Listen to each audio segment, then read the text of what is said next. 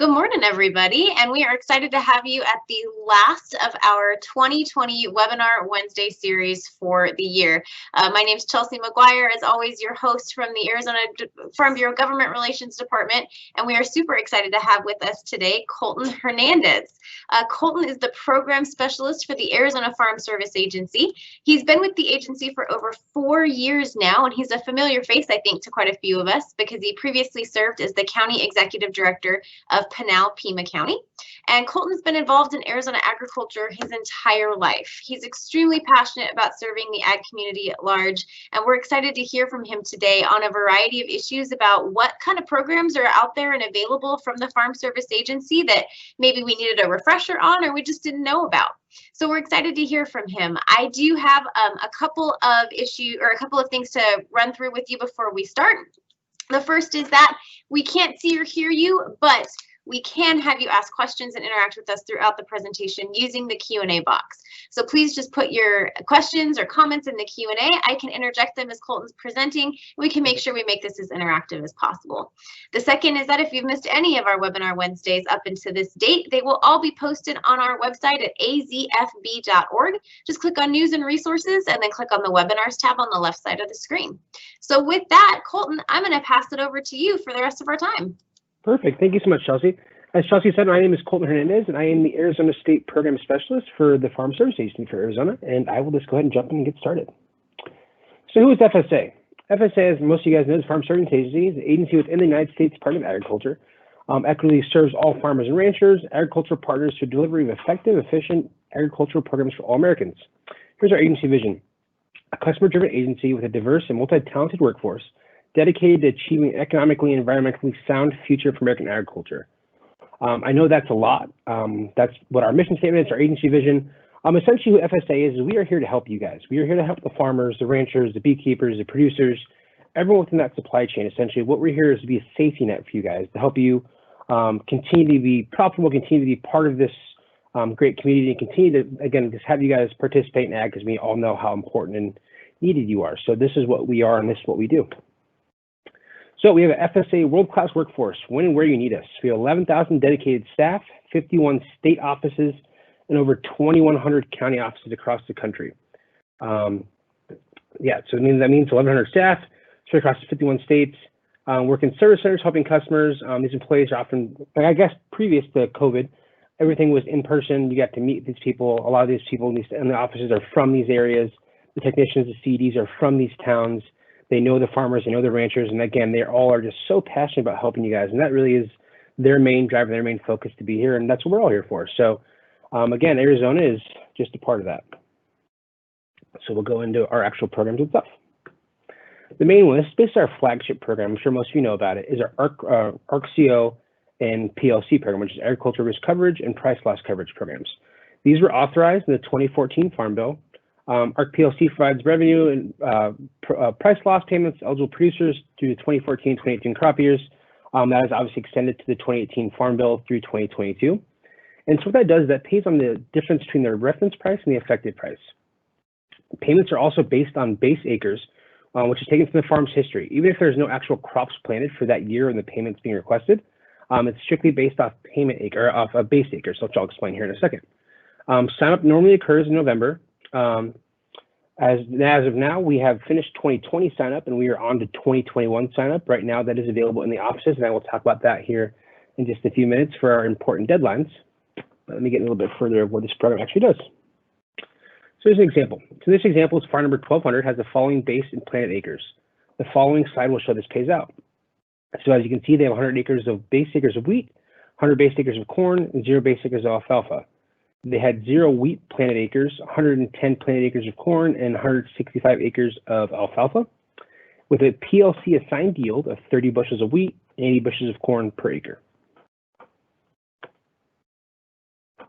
All right, in this example, the market year average prices are higher than the loan rate, so the market year average price becomes the effective price. For wheat, the PLC price loss coverage payment rate is 50 cents. This is because the reference price, as you can see, the reference price is $5.50 minus the $5 effective price, which is the market year average, comes out to that 50-cent payment rate.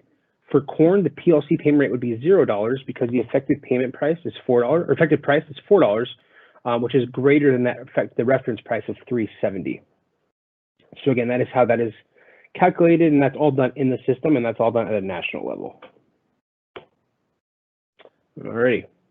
Now remember from the previous slide, Farm 1200 had no planted wheat, just wheat base. Now, even though they had no wheat was planted, the producer still receives payment on the base wheat acres.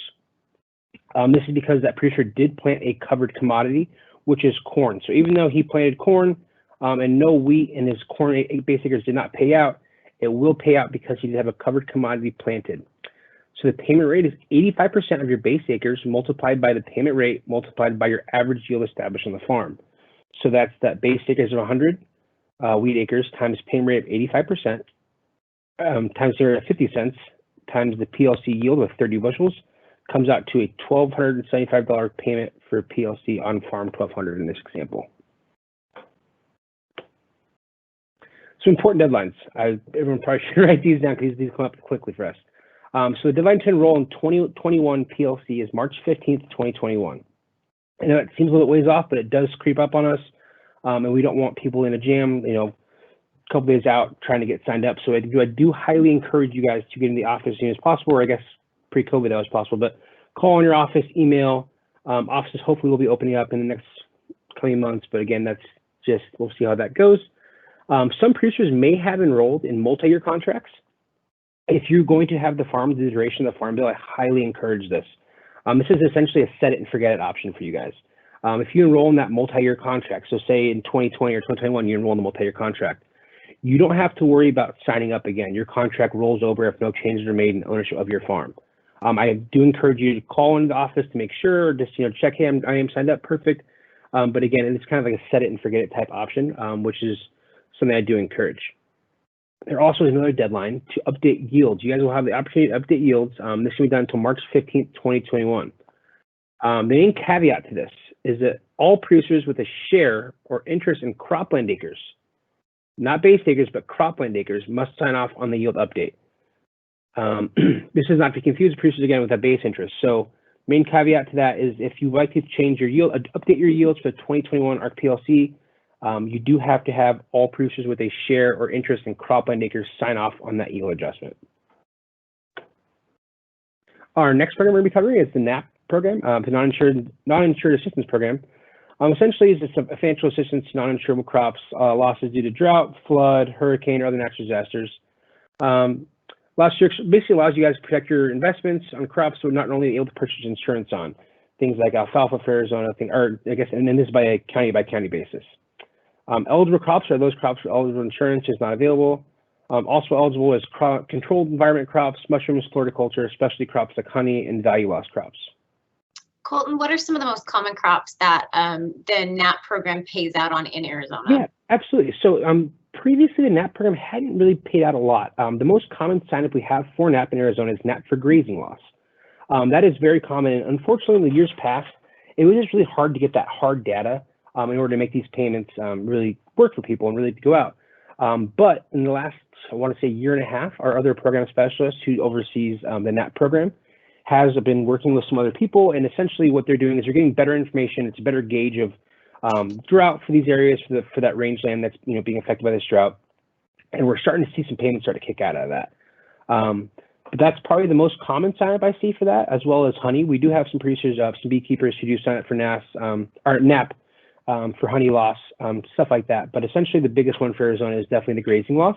And I do really foresee that getting better for our producers as time goes because, like I said, we're getting better hard information. We're getting actual real data, and it's a little bit easier to get a hold of now that we have the access that we do. Great, thank you. Absolutely. All right, on to Livestock Forage Disaster Program, or LFP. I'm sure some of you are pretty informed about this, but if not, I will let you know. This is one of the more common ones for Arizona. So essentially, the way this program works, pays out on grazing and feed loss that experience throughout extreme drought. Provides compensation to older producers who suffered grazing losses for covered livestock on land that is native or improved pasture land with permanent vegetative cover or is planted solely for grazing. The grazing loss must be due to qualifying drought condition through a normal grazing period for the county. Again, this is a county by county basis. Drought conditions are determined by the National Drought Monitor.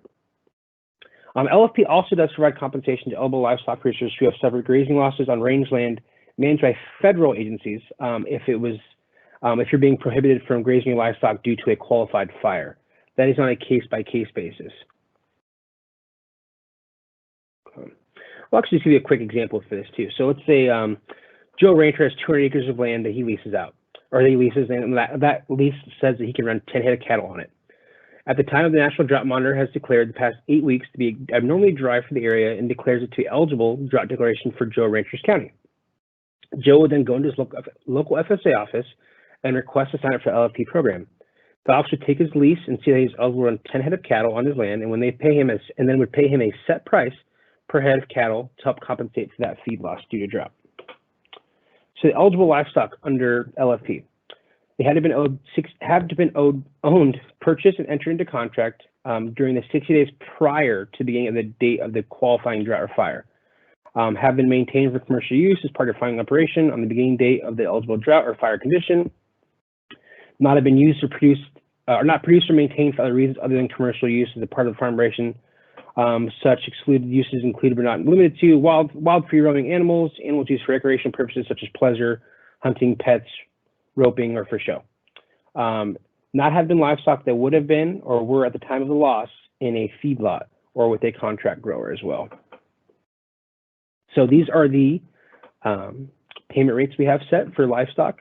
Well, you guys can look at these are the 2019 payment rates, but these are still active. So this is what it pays out on a, again, it's based off the type of livestock, the amount of head or of livestock you're allowed to run on your actual land itself. And again, this price right here. Alrighty, on to the livestock indemnity program. Again, not one that's used a ton. This is a case-by-case basis. So basically what this does, provides benefits to livestock producers for livestock death in excess of normal mortality caused by adverse weather. This is more common in the Midwest where they have those hard freezes where their cattle it drops to 30 below and cattle might die from the freezing weather, stuff like that. It does happen here. I have seen a couple times we've had some major floods and fires that have wiped out some livestock, and because of that, that is an eligible loss condition. But also livestock loss may be also claimed eligible disease that is exacerbated by adverse weather, such as anthrax, the cyanobacteria, large spirit poisoning. In addition, LIP covers attacks by animals reintroduced to the wild by the federal government or protected by federal law, including wolves and avian predators. That last one is a little bit harder to prove. I have had some producers that have tried to come with claims of that, and it looks like it might be wolves, but again, it is a little bit harder to prove. So again, this program isn't as widely used, but it is something to keep in mind. What's the process for proving a wolf kill or another depredation kill by a federally protected animal? Yeah, absolutely. So that process, essentially, I'll go into that in a second, but the biggest thing is pictures, vet records, anything like that you can basically kind of prove your case. I don't actually handle the LIP program itself, and it is on a case-by-case basis. So if that were to come up where it was a livestock kill from wolves, essentially, or something like avian predator, you would submit all your documentation. That would go to the national office, and basically the national office would say, okay, the list looks like it could possibly have been that. We will move forward with opening that program up for that specific producer or specific producers, plural, okay, depending if multiple people experienced it. Gotcha. Yeah, absolutely. Okay, so part of the LIP program, you must file a notice of loss within 30 days of when the loss is first apparent. So it's not 30 days of when the loss actually happened, it's just when it's first apparent to you. Because I understand that our cattle production and things of that such, you guys have cattle everywhere. You might not check on there that often. So again, it's within 30 days of when the loss is first apparent to you. And you must file a requested payment within 60 days of that apparent loss. And the main thing I tell people is just document, over inundate us with stuff, pictures, vet records, anything you possibly can to prove what caused this loss. Let's say it's a flood, or let's say it's a fire, anything you have, or if you think your cattle might have been poisoned, or they might have eaten some of those poisons to them that was caused by weather. Again, vet records, stuff from the universities, toxicity screenings, anything of that sort, just all the information we have, because we don't make that decision at the state level, that does go to the national office for their decision making. So again, we like to provide them with as much as possible to say, yep, it is for certain that this is what caused this, and we can show it by this. So again, I always encourage just to document. If you have any questions about what would be a good document source or what you could use, feel free to call your county offices, call the state office. We're always here to help you guys. And Again, I like to say the more the better. So with that, definitely that is one of the keys for the LIP program is to document. Alrighty, onward to our Emergency Assistance for Livestock, Honeybees, and Farm-Raised Fish program, otherwise known as ELAP. This again is more popular for our beekeepers in Arizona. Essentially provides payments to eligible producers of livestock, honeybees, and farm-raised fish to help compensate for losses due to disease, adverse weather, and for honeybee producers, it does actually cover the colony collapse disorder, which I know is a huge issue in our beekeeper community. So that is something that is covered. Usually the Arizona State Director of Agriculture will send us a letter saying that colony collapse disorder was a big issue this past year, and that, you know, for that consideration for ELAP will be, you know, brought into consideration, and that all happens that way. But again, with the ELAP program, it's all about documentation, and it's all about notifying us, you know, notice of losses within the time frame. So previously to 2020, the ELAP notice of loss was 30 days. They have changed that to 15 days with the notice of loss. So for honeybee keepers, anything of the sort, you need to report your notice of loss either by phone, fax, email, or in person within 15 days when you notice the actual loss occurrence. That's huge and important that is within that 15-day time frame. Alrighty, on to our organic cost share, organic certification cost share program. This is a relatively newer program. I want to say it started like 2016, 2017. Essentially, the purpose of this program is to offset some of the costs associated with certifying crops as organic. You can receive up to 75% of the cost of organic certification, up to a maximum of $750 annually per certification category. So crops, livestock, wild crops, handling and processing, etc. This is some of our smaller farms that do the organic growing do take advantage of this program. Again, there's always money left over on the table for it, so I do encourage anyone who does participate in the organic growing of vegetables or crops or anything of that sort, look into this program. I know it's not a ton of money, but I think everything helps. So, alrighty, this is at the acreage reporting. At the basis of everything we do is acreage reporting. This is absolutely the most important thing that you can do as a rancher or farmer producer is report your acreage. This essentially allows producers the opportunity to keep FSA records up to date on planted and fallow ground. It gives you a crop history. Must be filed to participate in almost all FSA programs. The reporting deadlines vary by crops, and I'll let you know what you need to file. Essentially, with acreage reporting, a producer would come to the office to report planting of a crop by the reporting deadline. FSA keeps track of all reported crops in the system and creates a map for the farm or the ranch. Again, reporting is absolutely necessary, even if you don't participate mainly in our programs, or if you don't feel like any of our programs currently in place really fit you or work with you. I always encourage people, it doesn't cost any money to report your acreage. The offices are pretty good about it and get you in and out, or you send your stuff in. Again, because they might not have a program that fits you right now, but we have programs that are ad hoc or that come up, or programs in the future that might come up that will look at past years. In order to participate in those, we need to have that crop history. Like in 2019, the market facilitation program was a big one. We had folks that came in brand new, or they had come in a couple years before and they didn't certify their acreage, so they didn't get any payments because they weren't up to date with their acreage reporting. So we had no way to prove what they had grown, anything of this sort. So again, I'd highly encourage everybody to acreage report every year, even if you don't feel like it really fits your needs or any of the programs fit your needs currently. Something can come up in the future that might be beneficial. So what you'll need for this information for crop reporting, an FSA map of your farm or ranch and your tract and field numbers. The FSA office will create this basically a map of your farm or ranch and assign you tract and field numbers and farm numbers. We'll need the information on the crops you intend to plant, the intended use of your crops, the number of crops you are reporting, and the approximate crop boundaries, planting patterns, dates, irrigation practices, and producer shares. I know that might seem like a lot, but our offices will walk you right through all that process. Again, it's mostly just you let us know what you're planting, when you planted it, if you do skip rows, things like that, and then your share on that farm.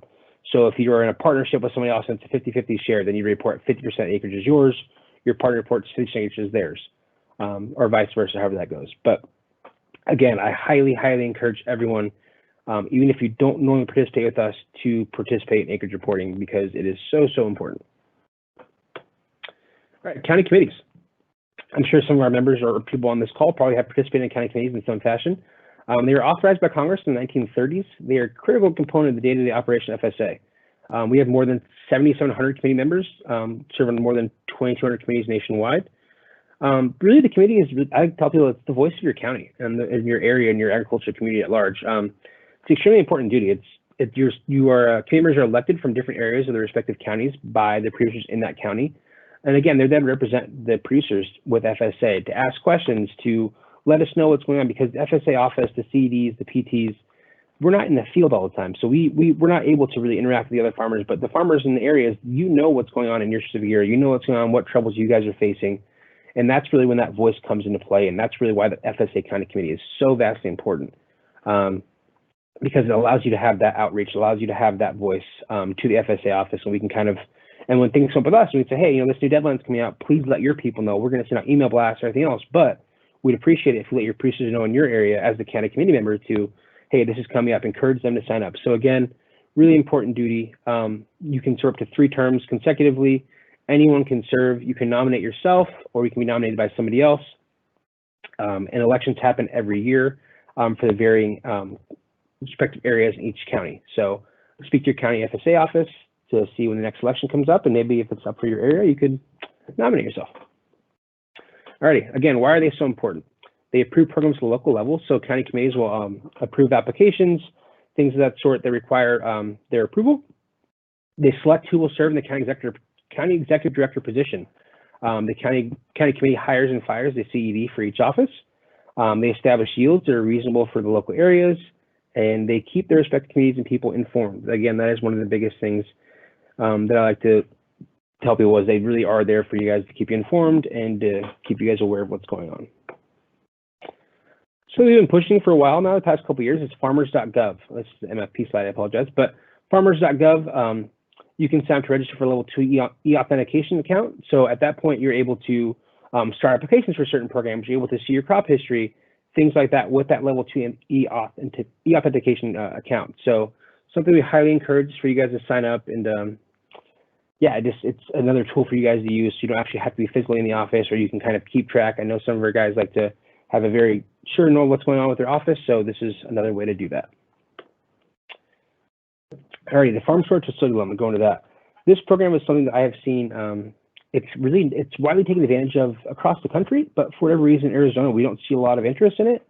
So this program is great. It provides low interest financing for producers to store, handle, or transport eligible commodities that you produce. This includes hay, actually cotton was just introduced to this, all types of vegetables. It can be handling trucks, it can be refrigerated trucks, it can be grain bins, it can be really just about anything. Constructing, upgrading newer used portable, permanently affixed storage and handling equipment can be acquired newer used storage handling trucks. And these are the loan terms. Again, these are just, it's crazy how the interest rates are and how they're a really great program. And again, it's not taking advantage of enough. So for instance, for the regular type farm storage facility loan, loan terms up to 12 years with 15% down. It's based on the commodity that you're growing, and it's a certification process essentially. So we'll look again at your crop history to see, let's say you're applying for an alfalfa bin or alfalfa storage. We'll look at your past 3 years of alfalfa growing history and say, okay, they had 500 acres each year. They can put that in our calculator. They need this much storage based off that growing need. And that's how that's all gone about. Again, up to 12-year terms with a maximum amount of $500,000 for structures and equipment, and a maximum amount of $100,000 for trucks and such handling equipment like that, with a loan term of 7 years. We also offer microloan FSFLs, can be used to purchase structure and equipment and trucks. The max loan amount is $50,000, but the down payment rate is 5%. The production history requirement is self-certified, so you let me know that you need this much storage. If it's under that $50,000 rate, there's no questions. And that loan term for that can be up to 7 years. And again, like I said, we really highly encourage people to get and use this. It's the financing. You're not going to find these rates or anywhere else at a bank or any conventional like that. The money's always there. We always have left our money in our pot for Arizona. So I highly encourage people to get in the offices. Just inquire about this. Even if you're not sure it might work, something that works for you, it's something to inquire about to see it could be something to be beneficial to your operation. So. I'll go a little bit more on our loan programs. So the FSA loan programs and FSA farm programs are actually a little bit separate. While they are administered out of the same offices by the same agency, we do have separate people working on those. So loans aren't actually my department, but I will just go into the basic stuff for you guys because I do know how important that is for you guys, especially right now. So introduction. If you're a farmer or rancher and able to obtain credit for another lender to start, purchase, sustain, or expand your family farm, you'll be eligible to get a loan through our loan programs. Different types of loans depending on your current situation and what you need the loan for. FSA loan officers are able to answer your questions and help with the application process. Again, call your local county offices, call your state office. If you have any questions about this stuff, people that are working in farm loan are more than happy to help you and are more than willing to do so. These are the type of farm loans available. We have operating loans, which can be youth loans, operating in term, and microloans. We have farm ownership loans, which require down payment or regular, emergency loans, as well as guarantee loans for operating and farm ownership. General eligibility. Denied commercial credit, acceptable credit history, no prior debt forgiveness, no delinquent federal debt or judgments, have sufficient experience, family-sized farm operation, must be owner-operator after loan closing. And here's a bit of information. These are the loan amounts, the rates and terms. I won't go through all of them. I'll let you guys kind of just take a look. And if anybody wants, I can send this to Chelsea so she has to send out to you guys if you'd like to have this information chart as well. But these are, again, the different operating loans, or the different types of loans, as well as their rates and maximum loan amounts. One thing to look at is a direct farm ownership loan. That rate has increased, that loan amount. Previously, the maximum loan amount was $400,000. That has been increased to $600,000. Again, it's something to keep in mind for people who are looking to purchase new farms. As well as the beginning farmer, something to look at too. I know we talked about having experience, but the beginning farmer loans is something that we do. Essentially, is you apply for the loan, you have a farm mentor you'll work with.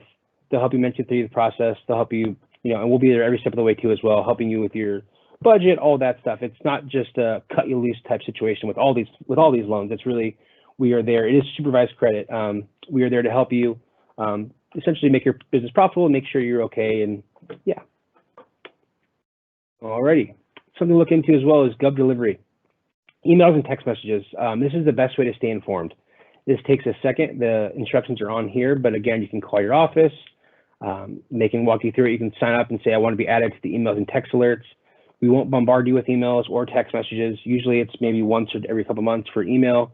Same with text messages, just to let you know, reporting deadlines are coming up or a new program is available, stuff like that. It's just a general text or email from your county office to you, letting you know of important deadlines, updates, etc. It costs no money and you can unsubscribe at any time, but it is something, again, that we do encourage just to keep people up to date. Yeah. So some more information, you can find your county office locator here. You can visit FSA online, program fact sheets, as well as disaster programs, all available at these links. And that is all I have. Is there any more questions? I know that was a little bit fast, but any questions or anything that you guys want to toss my way, feel free. Yeah, we really appreciate all of that information, Colton. Like you said, it was a lot, but it just shows kind of how many resources are available through the Farm Service Agency and the importance of having that really good working relationship with those offices. You did mention that offices are open, but by appointment only, right? So how would we go about making those appointments? Yeah, so it just depends. Actually, it's on a county by county basis. Some of our offices are open, some of them aren't. Okay. Again, you could just call your local office and say, hey, are you guys open for business? Can we come in? And if so, make an appointment that way. Or you can email if you have your office's PTs or CED's email addresses. That's another good way to contact them as well. But I believe we only have 1 or 2 offices currently taking people. Again, it's just precautionary measures for COVID. Yeah. And all that. But yeah, anything can be done too. And you can make appointments. You can make phone appointments and all that. So say you want to set a time aside for next week at 10 o'clock, I want to get my acreage reporting done, or I want to sign up for PLC. I'm going to get it done next week at 10 o'clock. You call your office and say, hey, 10 o'clock on Wednesday, can you get me in for a phone appointment? I want to make sure everything's taken care of. Let's sign my farms up, all of that. And that can be done via phone. Yeah, that we can make phone appointments that way. Definitely something to think of in that sense. Okay. On the acreage reporting that you talked about, what's the deadline? You said it's a different deadline for various crops. Are there certain times of the year when those deadlines are, there's more of them than others, or what should we be marking on? Yeah, absolutely. So again, that's something that with the county office, that with the text message and all that, that is something to keep you informed on. But the deadlines do revolve. So I want to say March 15th is the deadline for alfalfa. And small grains, July 15th is for cotton. Again, I can only find the website. I'm probably just off the top of my head, but they are revolving dates, so they don't change from year to year. It is the same date every single year that they have those deadlines. And again, you can contact the county office or online on the fact sheets. It'll let you know the exact dates for each crop because it does vary by crop, and then that set deadline. That makes sense. And then speaking of COVID, and I know I kind of putting you on the spot on this one a little bit, but the CFAP program was definitely a big one for a lot of our members. Had a lot of folks that took advantage of that. Can you give us just a quick update now that round 2 signups are over, sort of what the numbers are looking like in Arizona and how successful you feel that program has been? Yeah, absolutely. If you give me just a second to pull up my numbers, yeah, of course. I sent to somebody actually. Let's see here. Overall, like I said, just Arizona, we feel that it was the CFAP 1 and 2 were extremely helpful. Obviously, really needed for the state and the country at large. Looks like shoot. Off the top of my head, I'm so sorry. I don't have the CFAP 2 numbers. That's okay. Like you said, I put you on the spot for this, so. I apologize there. I know the numbers are quite large. I want to say it was like 50 or 60 million. And then also in the 2019 year for PLC, Arizona paid out $40.9 million in PLC. So something to keep in mind too. Again, the PLC program, like I said, is kind of our flagship program, and that is a revolving program that's authorized to the Farm Bill. While CFAP 2 is closed, we'll see if anything else comes up. Obviously, a lot of times our growers, and they know about this before we do, honestly, because of the different agencies you guys work with and the different groups. But essentially, as of now, CFAP 2 is basically wrapped up. And again, we feel it was super successful. We were really happy with the results.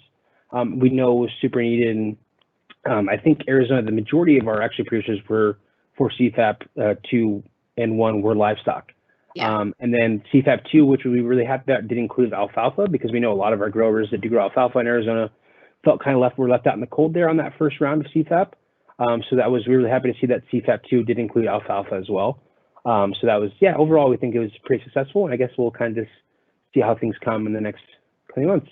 Yeah, that's great. And, you know, we were excited about alfalfa being included in CFAP 2 as well. But our members really did want to say thank you to their Farm Service Agency offices for how quickly they were able to turn around those programs. You know, they were massive undertakings in a matter of a couple of weeks. And so we definitely are a big shout out to all of our FSA county staff and state staff. I will let them know because they love to hear that. Our county staff really are the lifeblood of our agency. They are the ones on the ground that really get all this done. Without them, I'm not needed, and none of other people are needed without them. They really are the lifeblood. So I will let them know that you guys do appreciate that because they do love hearing that. So thank you. Definitely, please do. Well, that's all of the questions that I have in the feed. So Colton, is there anything else that you want to leave us with or remind us about before we go? Again, just the PLC sign up. I encourage you guys not to wait. I know that March 15th seems like a long time away. I know everybody has things going on, but things do come up later in the year too. So I encourage everybody, if you haven't signed up for 2021, sign up yet for our PLC or yield updates, call your office, get an appointment via phone, email, however you want to do it. I encourage that. And just overall too, if you haven't talked to your FSA office recently, give them a call or email just to see if you need a check-in or anything. If you need, or if you need deadlines you want to look out for, or if you want to sign up for the text message alerts and emails. The biggest thing is just staying in contact with your FSA office because we do have so many producers across the state that it's hard for us to keep track of every single person. But if you guys contact us and say, hey, I'm just checking to see if I need anything, that is a good way to go about it. That way we can make sure everyone is taken care of. And you are aware of new programs that are coming up, things like that. Other than that, those are really the more important deadlines. Like I said, is the ARC PLC. I think that's really the only one we have coming up since CFAP 2 has passed, as well as the DMC. But yeah, that's really it. And also too, I highly, highly, highly encourage everyone to stay up to date with your eligibility stuff with your offices. If you have an ownership share change, if you have a land share change, if you buy new equipment or you lease new equipment, anything like that, let your offices know so we can keep your eligibility forms updated, because without that stuff being updated, if you go in later and say, oh, I did this last year or 2 years ago, now I have to update it, it's going to take, when payments come out, it's going to make it a longer time until you get your payments. If you keep that stuff up to date, you'll be the first one, okay, yep, it's already done, everything's taken care of, let's send that payment out. If you're always up to date, there's never a concern there. But if you wait or you don't tell us, and then we have to look for stuff later, or we have to finish stuff up or try to wrap around, it just delays your guys' payments. And that's something we never want to see. So because we know you guys need this money. So the biggest thing is just to stay up to date with your offices, and again, just to really try to keep us informed, and we'll do the same with you guys. Perfect. Well, we definitely appreciate your time here today and all this information. And I do have Colton's presentation, so I'll make sure that that's posted as well, along with the recording of this webinar, so that you have ready access to all of the links, especially for that sign up, to make sure that you know what the deadlines are, because that's obviously very, very helpful. Any reminders we can get on that. So Colton, thanks so much. Everybody who joined us today, we appreciate your time too. Don't forget to join us at noon, where we will be talking to our Farm Bureau Financial Services team about what's new with them, new programs that they have going on, and a quick update of their year as well. And if I don't see you before, Colton, have a Merry Christmas. Yeah, you guys too. Thank you so much for having me. Thank you. Bye.